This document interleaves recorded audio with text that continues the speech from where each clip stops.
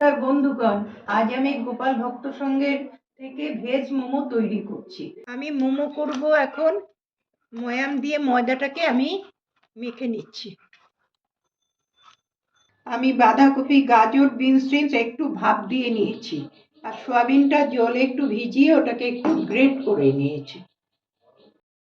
কড়াতে আমি তেল দিয়ে দিলাম। তেলের মধ্যে আমি বাঁধাকপি, গাজর, বিনস, সয়াবিন সব দিয়ে একটা পুর তৈরি করে নিচ্ছি।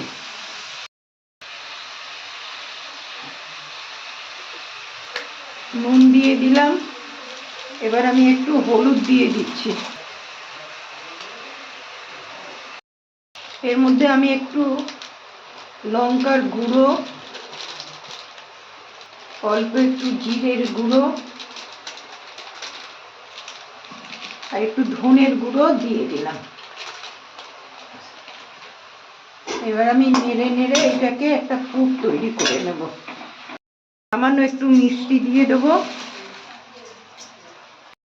হয়ে গেছে, এবার পুরটা আমি নামিয়ে নেব। গ্রাম ময়দা নিয়েছি আমি। ময়দা নিয়ে তার মধ্যে ময়াম দিয়ে ওটাকে মেখে নিয়েছি। মেখে তারপরে এইটাকে মোমোর একটা পুর করেছি বাঁধাকপি, গাজর, বিনস আর সয়াবিন দিয়ে। ভেজ মোমোর জন্য আমি ভেজ সব জিনিস দিয়ে পুরটা তৈরি করলাম। তারপর মোমোগুলো আমি এরকম ডিজাইন করে নিয়েছি, আর একটা থালার মধ্যে একটু তেল মাখিয়ে এগুলো বসিয়ে দিলাম। এবার জলটা আমার গরম হয়ে আছে, ফোটার কাছাকাছি। এখন আমি এটা বসিয়ে দিলাম, ঢেকে দিলাম।